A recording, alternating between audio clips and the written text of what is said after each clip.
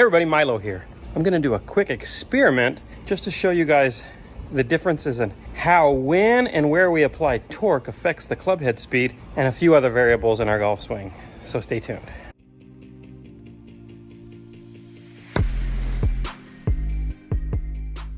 So what we have going on here today is I wanted to do a quick experiment just to see how the torques I apply to the golf club, how they affect speed, and when I apply those torques. So we hear that we need to feel like we're releasing the club from the top. Okay, so actually adding this tipping out motion. We also hear that we need to feel like we unload the wrists from the top. So that would be more like a casting motion. And that would be one side of the spectrum. So early release, which would be the swivel, but having the swivel feel like I'm applying it back here. And then the other would be letting the angle out. So I'm going into ulnar early.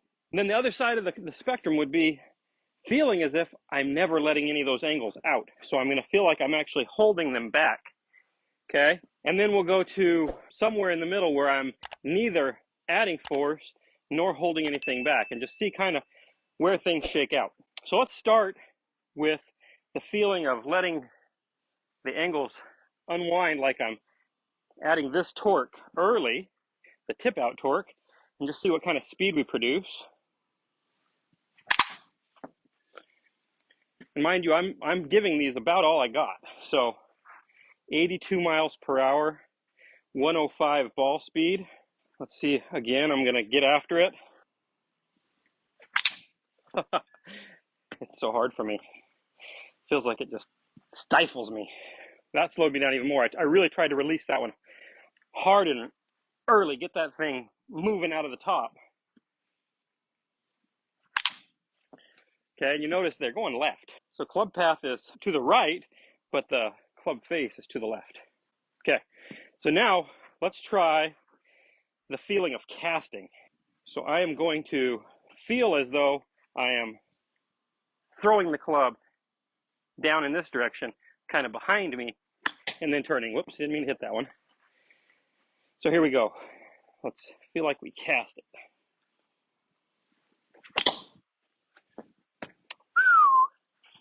So 80 miles per hour. Let's do it again. Really feel get that moving back behind me. That one felt pretty good. Ooh, 78 miles per hour. Okay, let's try it again. One more try.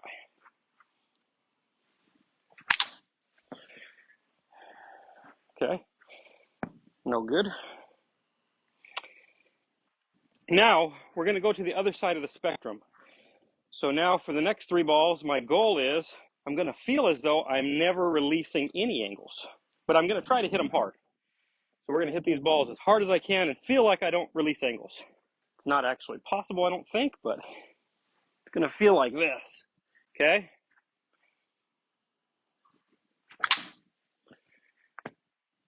So 92 miles per hour. What'd the ball speed do? 127. That's a little different. Okay, hold that back as much as I can.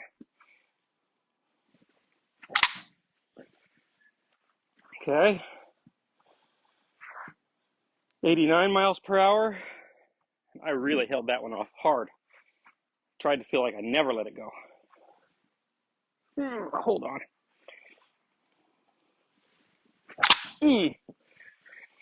That was pretty good. So 91 miles per hour, more or less, 131 ball speed. That's actually pretty good.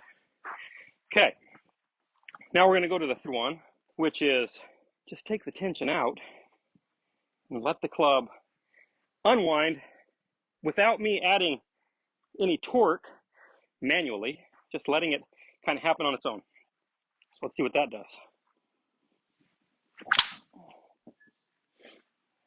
I mishit that one slightly.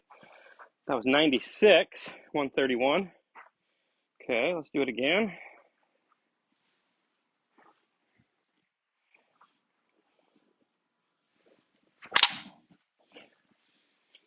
Okay, 97. Hit it a little toey. Give it one more. Gotta catch one clean.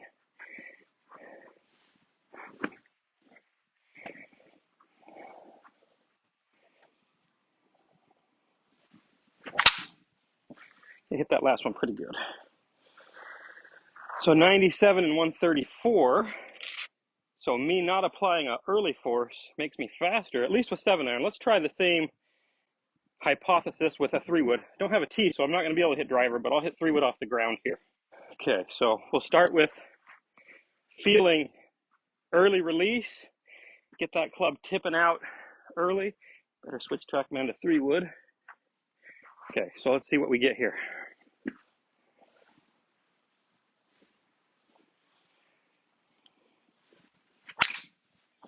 Whew, almost swing and missed. 104. Let's try it again. Really feel that release happening early.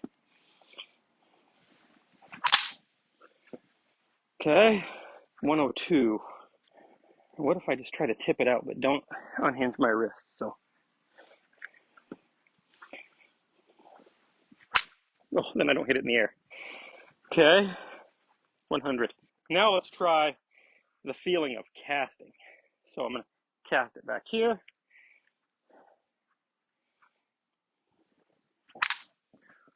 That makes it impossible to hit it solid. Let's try it again. Cast it out. Really feel getting the energy there. Trying to turn. Yeah, I hit that one pretty good. But slow, 96 miles per hour. Last one.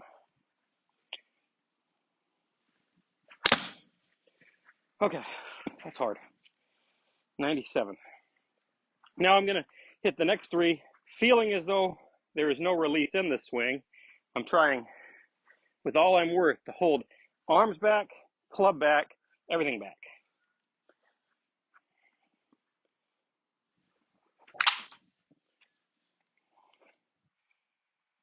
So that sped me up to 108, just holding it all back. Let's do it again.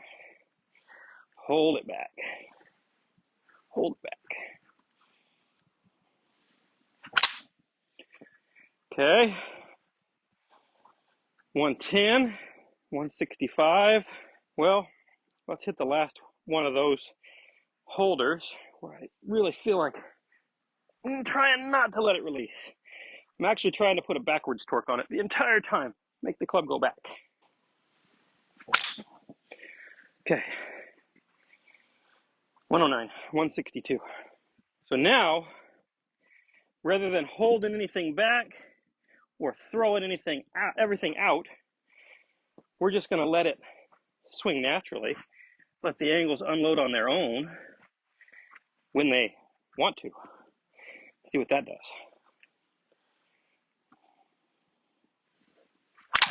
Whoops. We need another one. We fatted that one. It was fast, but not solid. After all the weird swings, hard to make my swing.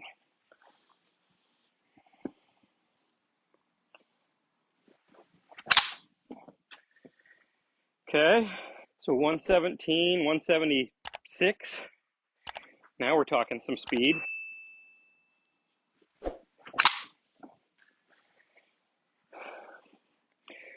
So 116 and 172. Okay, last one. Okay, so 117 and 173. Now, my hypothesis is that when I apply any outward force early, it causes my pivot speed to slow down significantly. It also begins lining the club up to me so I don't have as much ability to get this parametric acceleration out late. Anytime I feel any force happening here, my body responds by slowing down and standing up. If I can feel the force of delayed, I feel like I don't ever actually apply any. But what happens is everything's really loaded. When my left side gets out of the way, the club slingshots and the speed ramps way up. So that's my experiment for today. Hopefully it was educational. Thanks. Hey everyone, thanks for watching. Click the link below to access my free 5 keys on building a rotational golf swing and learn how to swing like an athlete. If you're new to the channel, please hit the subscribe button. We'd love to welcome you aboard. And be sure to comment below and leave feedback so we know how we can better serve you. Thanks again. We appreciate all of you.